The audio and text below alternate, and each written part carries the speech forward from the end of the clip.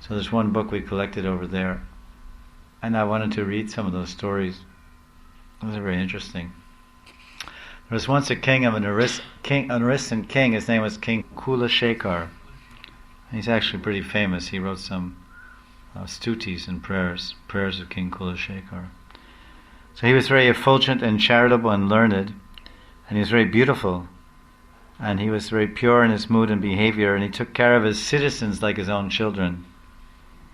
He was full of devotion and very sincerely served the lotus feet of his spiritual master.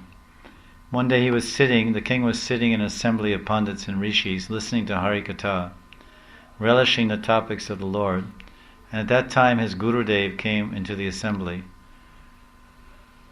So King Kulashekar, he received his guru properly and with proper seating and all garland and everything. And then he paid obeisances to his guru, as is done. He paid obeisances, or dandavat, satsang, pranams. There we say, offered dandavats. And then he was sitting there, and his guru decided to listen to the Harikatha. So the guru was sitting here, and the king was sitting here, and they're listening to the Harikatha. And then after a few minutes, a fly was bothering King Kulashekar. It was on his forehead. So he hit he went like this on his forehead to brush away the fly. And while he did that, he brushed away a lot of the dust particles. There were many particles of dust on his forehead that he collected from offering obeisances or respect to his spiritual master. The spiritual master was sitting next to King Kulashekar. He saw the action of his disciple wiping his forehead like that, and then he became somewhat dejected, and the guru hung down his head in disgust. Not disgust, but let's say disappointment or unhappiness. Then King Kulashekar, he couldn't help but notice the movement of his guru, and then he inquired, he said, in a humble way, inquired, "Oh Gurudev, it seems that you're somewhat unhappy. Will you please tell me what is the source of your discomfort?" So then the guru, he explained, he quoted some point from scriptures about these dust particles. He said, according to Puran, Gurudev said, when one offers prostrated obeisances or dandavats to his guru, he is immediately freed from the reaction of his sinful activities for as many lives as there are dust particles on his forehead from paying his obeisances. But now you have removed those dust particles from your head.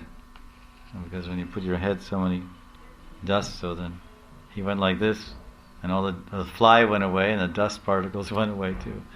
And Gurudev said, now you have removed all those dust particles from your head. Can you imagine how much sin you have acquired by doing so? By touching your hand to your head, the dust particles fell on the ground. That is why I feel sorry for you, because you have deprived yourself of becoming free from your sins for that many lives. Hearing this from his guru, King Kulashekar became stunned. And then, shortly later, the guru left the palace. And the king was thinking, oh, I have committed a grave offense to my guru. And how can I must atone for this offense, this aparad.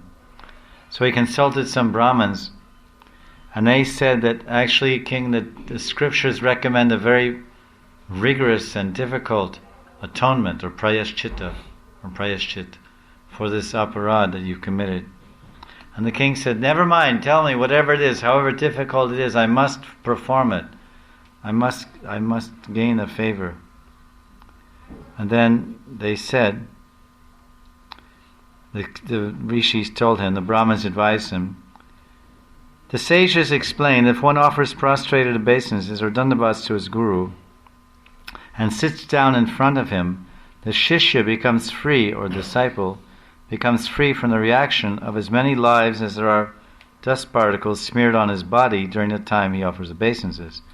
But if one foolishly removes those dust particles out of pride, then he loses all sukriti, or pious credits.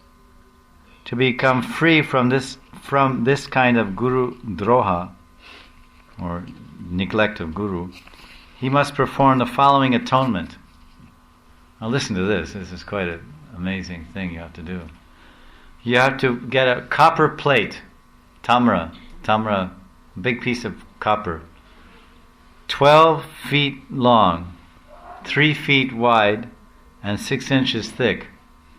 It's like a huge block, 6 inches thick of copper. It's take a block of rupees also. This copper used to be quite cheap, but it's not very cheap nowadays.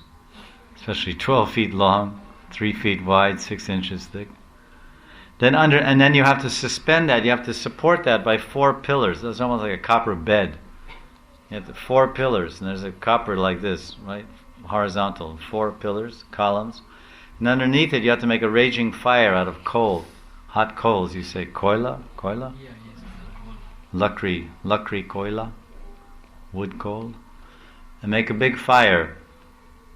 And then the offender has to offer 108 dandavats lying on that hot copper plate.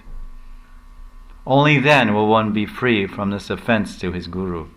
This is the verdict of the scriptures. It seems like a heavy price to pay for a small infraction. It doesn't seem the two are equatable. The offense seems small, and the retribution seems rather great, out of proportion. We've often seen, taking people around Vrindavan, or visitors or yatris, I'll show them some samadhi or holy place of some Thakur or some lilas stali. They say, this is Raghunath Das Goswami or Rupa Goswami's samadhi. We should offer dandavats here to show our respect and pray for his mercy. So then they do like that. They offer dandavats. And then when they stand up, as soon as they stand up, they go like this.